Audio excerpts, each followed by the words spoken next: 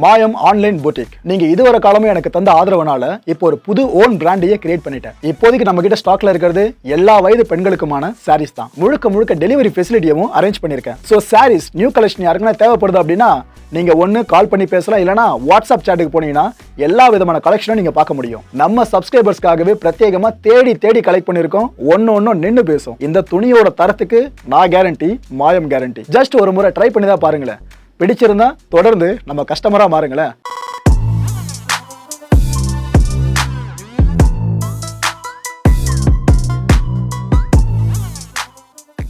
வணக்கம். Big topic with Karthik MaayaKumar. டாலரோட strength நல்லா கூடிக்கிட்டே இருக்கிறதுனால தானே நீங்கள் பயங்கரமாக கும்மி அடிச்சிட்டு இருக்கீங்க. அந்த ஸ்ட்ரென்த்தோட அடிமடியில் நான் கை வச்சா வெஸ்டர்ன் கண்ட்ரிஸ் என்ன பண்ணோம், அமெரிக்கா என்ன பண்ணோம், இப்போ அடிக்கிறேன் பாருங்க அப்படின்ற மாதிரி விளாடிமிர் புட்டின் சில விஷயங்களை பார்த்துருக்காருங்க. இதையும் நம்ம ஜெய்சங்கர் அவர்கள் ஒரு ஸ்பீச் கொடுத்துருக்காப்புல இந்த பிரிக்ஸ் சமிட்ல. அதை பற்றி தான் பல விஷயங்கள் பார்க்க போகிற நிகழ்ச்சிக்குள்ள போகலாம்.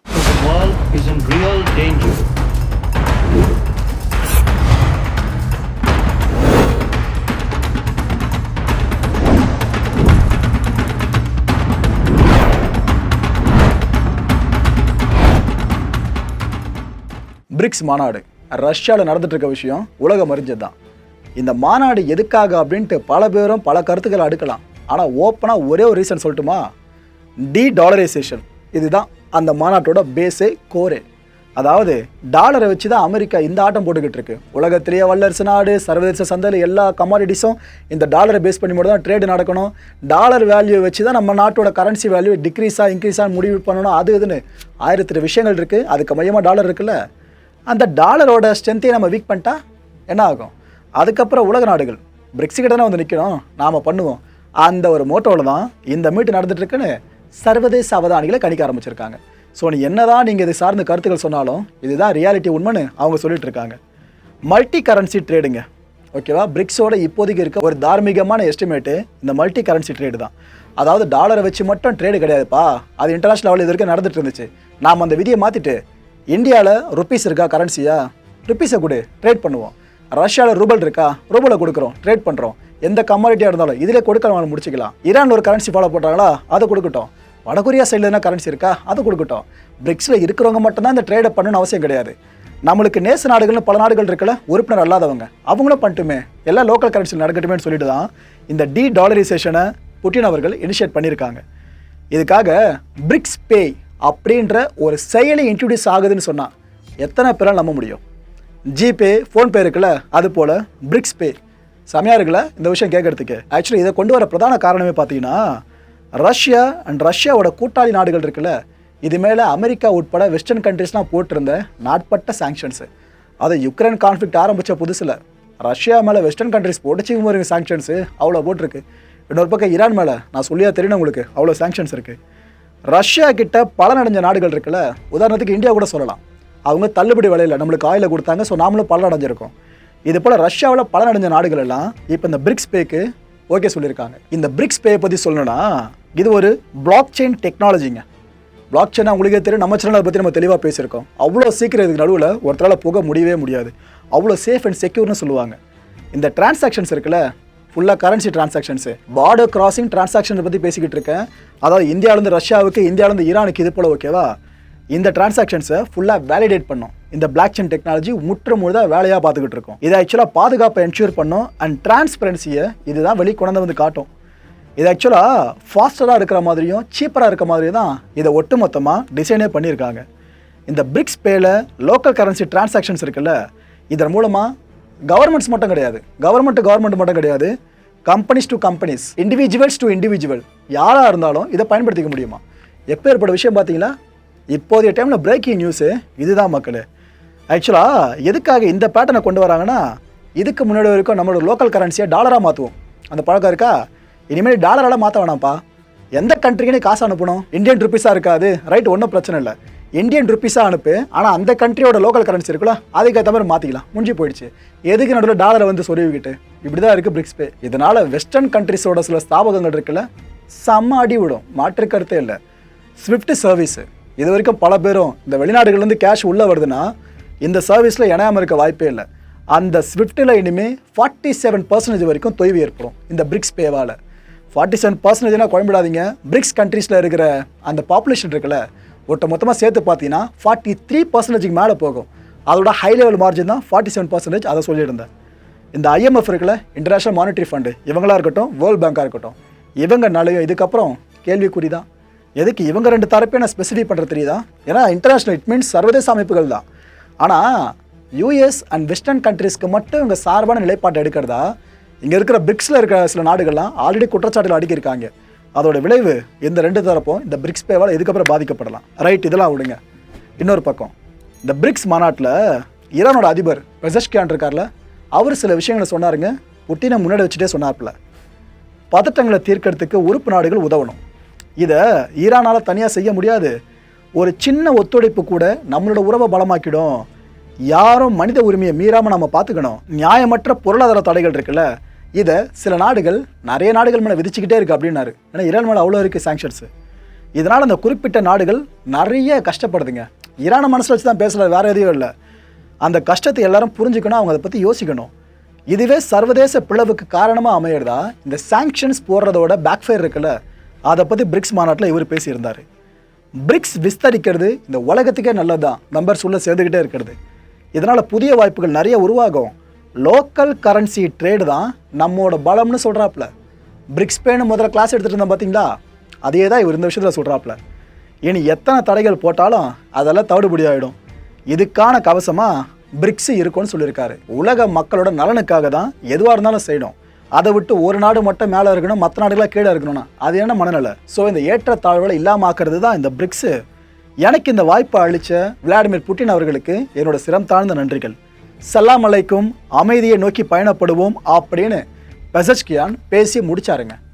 அந்த பக்கம் விளாடிமிர் புட்டின் என்ன கிளாப்ஸ்ன்றீங்க, அப்படி கிளாப் அடிச்சாரு. இவங்களெல்லாம் தொடர்ந்து இந்திய தரப்பில் பிரதமர் மோடி அவர்கள் ஏற்கனவே பேசிட்டாங்க. அந்த ஒரு ஸ்பீச்சை முதல்ல உங்கள்கிட்ட காண்பிச்சிருந்தேன். அடுத்தபடியாக பிரதமர் மோடி அவர்களுக்கு பதிலாக ஜெய்சங்கர் அவர்கள் பேசியிருந்தாங்க இந்த பிரிக்ஸ் மாநாட்டில். ரஷ்யாவோட அதிபர் புட்டின் இருக்காரு, இன்னும் நிறைய தலைவர்கள் அமர்ந்திருக்காங்க. எல்லாரும் முன்னாடியும் இந்த சிங்கமும் கர்ஜிச்சுதுங்க. நம்மளோட வெளியுறவுத்துறை அமைச்சரான ஜெய்சங்கர் அவர்கள் இவர் பேசுகிறப்ப ஐநா பொதுச் செயலர் ஆண்டனியோ கட்டரஸ் இருக்கார்ல, அப்படி கூர்ந்து கவனிச்சார். விளாடிமிர் புட்டினும் அவ்வளோ ஷார்ப்பாக நோட் பண்ணிட்டு இருந்தார். அப்படி என்னென்ன அவர் சொன்னார்னு பார்த்தீங்கன்னா, முரண்பாடுகள் அப்படின்றது நாள்பட்ட பதட்டங்களை ஏற்படுத்திக்கிட்டே இருக்குது. இது குறைஞ்ச மாதிரி தெரியல, நிறைய இன்க்ரீஸ் ஆகிட்டே இருக்குது. காலனித்துவத்திலிருந்து விடுபட்டு நாம் இப்போ தான் திரும்ப மீண்டு வந்துக்கிட்டு இருக்கோம். பல புதிய திறமைகளால் இதை நாம் சாத்தியமாக்கிக்கிட்டு இருக்கோம். இதை கூட்டாக சாதிக்கிறதுக்கு நாம தான் சாட்சி உலகத்துக்கு. உலகமயமாக்கலோட புதிய ஏற்றத்தாழ்வுகள் இருக்குல்ல, இதெல்லாம் நம்ம பார்த்துக்கிட்டு இருக்கோம். குளோபல் ஆர்டரை சமாளிக்கிறத நோக்கி நாம் பயணப்படுவோம் அப்படின்னு சொன்னார். We face the paradox that even as forces of change have advanced, some long-standing issues have only become more complex. On the one hand, there is the steady diversification of production and consumption. Nations that attained independence from colonialism have accelerated their development and socio-economic progress. New capabilities emerged, facilitating the harnessing of more talent. This economic, political, and cultural rebalancing has now reached a point where we can contemplate real multipolarity. The BRICS itself is a statement of how profoundly the old order is changing. At the same time, many iniquities of the past also continue. In fact, they have assumed new forms and manifestations. We see that in the access to developmental resources and modern technology and efficiencies. Let us also recognize that the benefits of globalization have been very uneven. Adding to all that, the COVID pandemic and multiple conflicts have aggravated the burdens borne by the global south. Concerns of health, food, and fuel security are particularly acute. The summit of the future underlined that the world is in real danger of falling significantly behind in realizing SDG targets.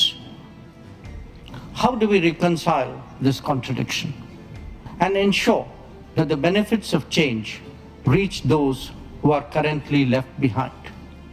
How do we create a more equitable global order?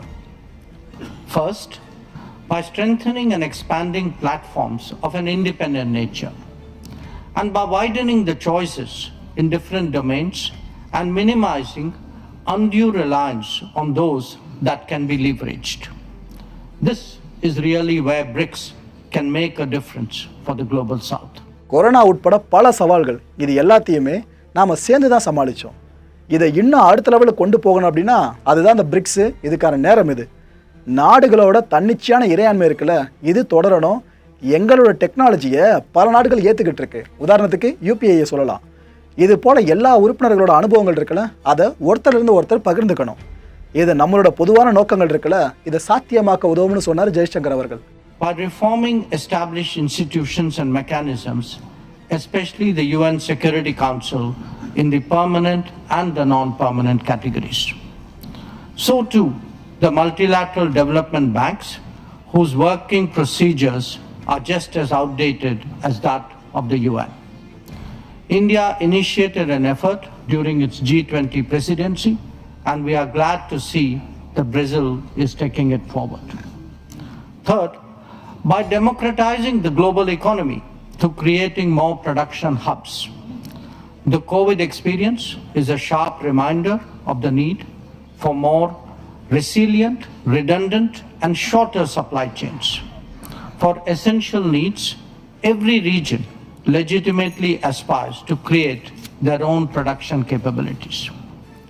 Fourth, by correcting distortions in global infrastructure that are a legacy from the colonial era. The world urgently needs more connectivity options that enhance logistics and mitigate risks. This must be a collective endeavor for common good with utmost respect for territorial integrity and sovereignty. And fifth, by sharing experiences and new initiatives. India's digital public infrastructure, its unified payment interface, the Gati Shakti infrastructure all hold a larger relevance.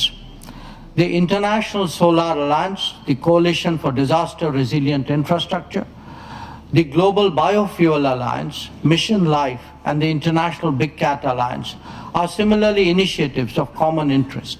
இது போருக்கான காலம் கிடையாதுன்னு பிரதமர் மோடி அவர்கள் ஏற்கனவே சொல்லிட்டாரு இந்த சம்மிட்லேயே. நமக்கான பிரச்சனைகளை நாம் பேசி தான் முடிச்சுக்கணும் அப்படின்னாரு. ஒரு உண்மை என்னென்னா பிரிக்ஸ் நாடுகளுக்குள்ளேயே சில பிரச்சனைகள் இருக்க தான் செய்யுது. உதாரணத்துக்கு இந்தியா சீனாவோட எல்லை பிரச்சனை. இப்போ தான் அதுக்கு ஒரு வீடியோ பிறந்து பிரிக்ஸ் மாநாடு கூட்டின நேரம் அதுக்கு ஒரு வீடியோ பிறந்திருக்கு. திரும்ப ரெண்டு நாடுகளும் இந்த எல்லையிலேருந்து படைகளை விலக்கிக்கிட்டு ஃபுல்லாக ரோந்து பணிகளை பழைய மாதிரி ஆரம்பிக்க போகிறாங்க. அதே பரிவிஷ்டம் ஓகேவா? ஒப்பந்தங்கள் ஒரு முறை போட்டாச்சுன்னா அவ்வளோதான். அதை அப்படியே மதித்து ஒழுங்காக நடக்கணும் எந்த நாடாக இருந்தாலும். இதுக்கான சர்வதேச விதி இருக்குல்ல, அதை கடைபிடிக்கணும்.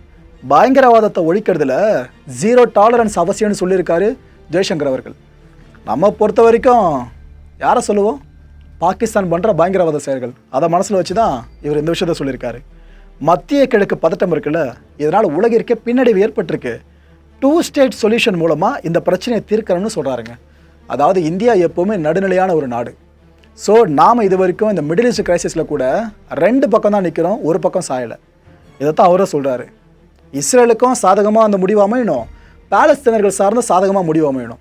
ஸோ இதை பற்றி நம்ம யோசித்து பேசி தீர்க்கலாமே அப்படின்னாரு. Addressing conflicts and tensions effectively is a particular need of the day. Prime Minister Modi has emphasized that this is not an era of war. Disputes and differences must be settled by dialogue and diplomacy. Agreements, once reached, must be scrupulously respected. International law should be adhered to without exception, and there should be zero tolerance for terrorism. Excellencies, the situation in the Middle East, West Asia for us, is an understandable concern. There is a widespread anxiety that the conflict would spread further in the region. Maritime trade has also been deeply affected. The human and material consequences of further escalation are truly serious. Any approach has to be fair and durable, leading to a 2-state solution. Excellencies, we meet in difficult circumstances. The world must be prepared to think afresh on long-standing challenges. Our gathering is a message that we are indeed prepared to do so. I thank you for your attention.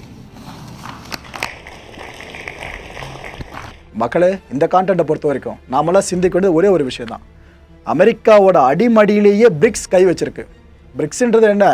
Vladimir Putin தலைமையிலான BRICS கை வச்சிருக்கு. அப்படின்னா America இதுக்கப்புறம் ஏதாவது ஒன்று செய்யணும்ல? என்ன செய்ய போகுது?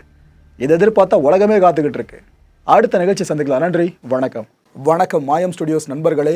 மாயம் ட்ரெண்ட்ஸ் அப்படின்ற ஒரு புதிய ஃபேஸ்புக் பேஜை ஓப்பன் பண்ணியிருக்கோம். நீங்கள் யூடியூப்பில் பார்த்துட்டு இருக்கீங்களா நம்மளோட கான்டென்ட்ஸ்லாம்? இதெல்லாம் விட ஒரு படி மேலே ரொம்ப கிறிஸ்பாகவும் ரொம்ப சூப்பராகவும் நிறைய கான்டென்ட்ஸ் உங்களுக்கு இந்த பேஜில் காத்துட்ருக்குங்க. ஸோ உடனடியாக ஃபேஸ்புக் பிளாட்ஃபார்ம் போங்க, மாயம் ட்ரெண்ட்ஸ்னு டைப் பண்ணி சர்ச் பண்ணி நம்ம பேஜை ஃபாலோ பண்ணுங்கள். அப்படியே நம்ம சேனலையும் நீங்கள் சப்ஸ்கிரைப் பண்ணிட்டீங்க அப்படின்னா இன்னும் நிறைய புது புது கான்டென்ட்ஸை உங்களுக்காக ப்ரொடியூஸ் பண்ணி கொடுத்துக்கிட்டே இருப்பாங்க. நீங்கள் பண்ணுற ஒவ்வொரு சப்ஸ்கிரிப்ஷனும் எங்களுக்கு பெரிய மோட்டிவேஷனாக அமையும்.